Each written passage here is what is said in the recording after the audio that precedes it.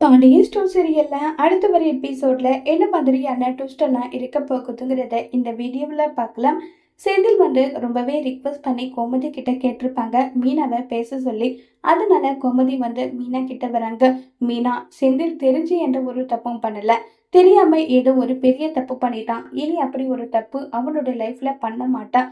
அதுக்கு நான் உனக்கு வாக்கு கொடுக்குறேன். தயவு செஞ்சு அவகிட்ட பழையபடி பேச ட்ரை பண்ண மீனா, எனக்காக பேசுன்னு சொல்லிட்டு ரொம்பவே ரிக்வெஸ்ட் பண்ணி கோமதி கேக்குறாங்க.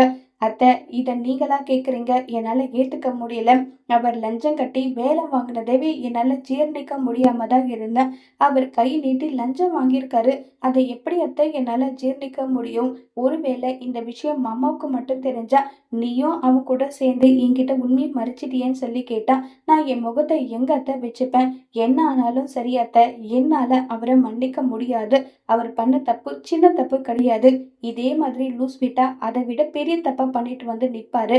நான் அவருக்கு மன்னிப்பு கொடுக்கவே மாட்டேன். இதுதான் அத்தை என் முடிவுன்னு சொல்லி மீனா கோவப்பட்டு பேசிட்டு அங்கிருந்து போறாங்க.